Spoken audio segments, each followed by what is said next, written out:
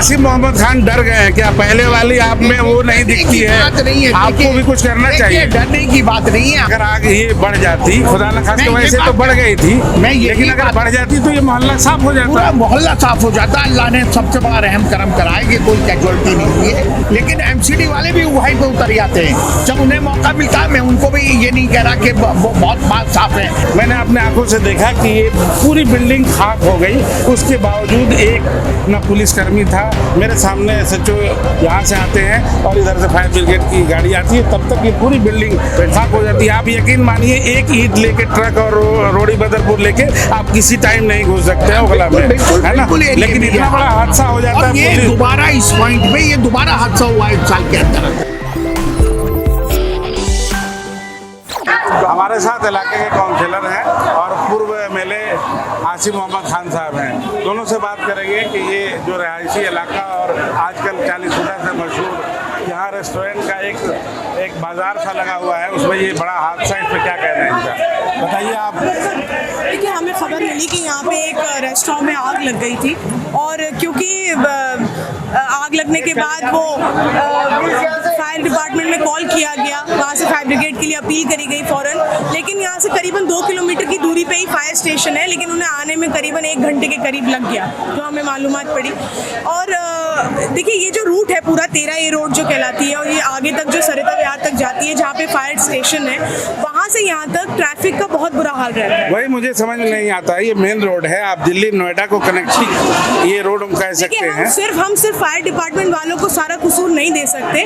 कहीं ना कहीं ट्रैफिक पुलिस वालों की इसमें बहुत बड़ी कमी है कि ये रूट जो सालों से इस पे इतना ज़्यादा कंजेशन रहता है ट्रैफिक का, उसको ये आज तक रिजॉल्व नहीं करा पाए उस इशू को। एक रेड लाइट लगने से लगा था कि थोड़ी सी रिलीफ मिलेगा, लेकिन उस पर भी कोई ज़्यादा असर। लेकिन अवैध पार्किंग आप नहीं समझते हैं कि अवैध पार्किंग के कारण ये रोड हमेशा जाम रहता है? अवैध पार्किंग सिर्फ वो रोड पे नहीं, मैं इस रोड की भी बात करूंगी। यहाँ जो भी इंक्रोचमेंट दुकानदारों ने किया हुआ है या जिन लोगों की गाड़ियाँ खड़ी हुई हैं, उस वजह से भी बहुत प्रॉब्लम होती है जब फायर ब्रिगेड अंदर आती है। मेरी तो सबसे बार बार ये अपील रहती है दुकानदारों से भी और यहाँ के रेजिडेंट से भी कि आप लोग रोडों को ना घेरा करें, क्योंकि इस तरीके के हादसों में फिर आप ही का नुकसान होता है। देखिए, ये खबर अब आगे तक चलेगी और हम लोग इसे मजबूती से उठाएंगे। तो मैं आसिफ भाई को आगे लाना चाह रहा हूँ।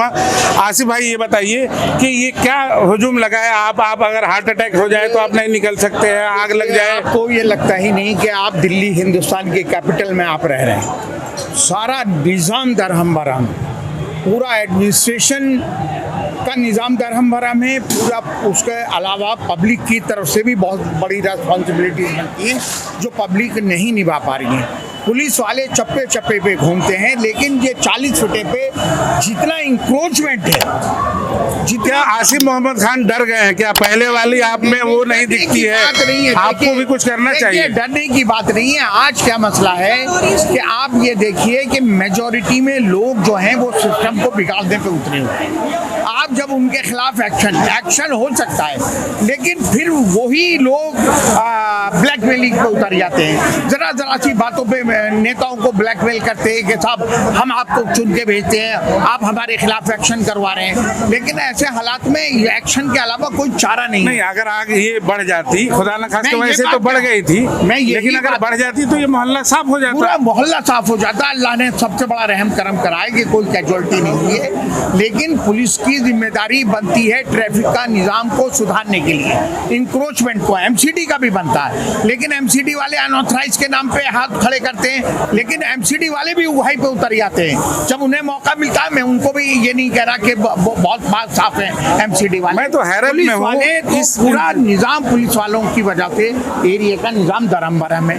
कोई आप दिन दहाड़े आप ये देखिए, सड़कों पर सिलेंडर रखे हुए हैं, सड़कों पर खंचे पटरी रखे हुए हैं, आग जलाए हुए हैं। उसी की वजह से इस तरह के हादसे होते हैं। और कोई बड़ी किस दिन कैजुअलिटी हो गई तो फिर उसका जिम्मेदार नेताओं को ठहरा जाए। सर, आज ये कैजुअलिटी बड़ी ही है और बड़ी हो जाती है, क्योंकि मैं जब आया मैंने अपने आंखों से देखा कि ये पूरी बिल्डिंग खाक हो गई, उसके बावजूद एक न पुलिसकर्मी था। मेरे सामने SHO यहाँ से आते हैं और इधर से फायर ब्रिगेड की गाड़ी आती है, तब तक ये पूरी बिल्डिंग खाक हो जाती है। आप यकीन मानिए, एक ईंट लेके ट्रक और रोड़ी बदरपुर लेके आप किसी टाइम नहीं घुस सकते हैं ओखला में, है ना? लेकिन इतना बड़ा हादसा हो जाता है। ये दोबारा इस पॉइंट पे ये दोबारा हादसा हुआ 1 साल के अंदर। 1 साल छोटी सी चिंगारी थी, ज़हरा पे पहले भी 1 साल पहले आग लग चुकी है, अंदाज़न 8 महीने 10 महीने पहले भी आग लगी है। ये दोबारा इस रेस्टोरेंट पे यह हादसा हुआ। मेरा खासकर आपसे एक विनती है मेरी कि आप आगे भी इसको मुद्दे को उठाएं और आप एज ए काउंसलर मैं एक जरूर आपसे रिक्वेस्ट करूंगा कि ये रास्ता साफ होना चाहिए, ये पार्किंग साफ होना चाहिए। मैं एक बात कहना चाहती हूँ कि हमने एमसीडी की तरफ से भी यहाँ इंक्रोचमेंट ड्राइव चलाई, एक बार नहीं 2-3 बार चलाई, सिलेंडर भी उठवा दिए, चूल्हे भी उठवा दिए, लेकिन जब तक लोग कोऑपरेट नहीं करेंगे, दुकानदार कोऑपरेट नहीं करेंगे और जब तक पुलिस सही से एक्शन नहीं लेगी, जब पुलिस को काम करना होता है तो वो एफिशिएंटली काम कर लेती है। आप देखिए बटला हाउस में जो नए एसएचओ आए थे उन्होंने सारी रेडी पटरियां हटवा दी, वो हटी रही ना, फिर जब उनकी मर्जी हुई तो वो वापस लग गई।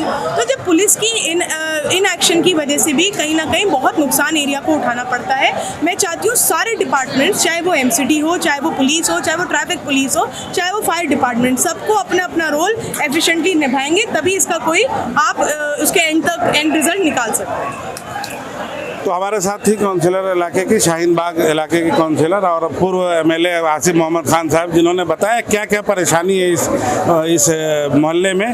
जबकि ये पूर्ण रूप से आप कहें तो ये मोहल्ला जो रेसिडेंशियल इलाका था वो एक मार्केट प्लेस में, फूड स्ट्रीट में तब्दील हो चुका है। लेकिन पुलिस प्रशासन अपना काम अगर करे और फायर ब्रिगेड की इंक्रोचमेंट हटाया जाए और ट्रैफिक का अगर नॉर्मल नहीं किया जाए तो ऐसे हादसे होते रहेंगे। अभी के लिए इतना ही, शुक्रिया।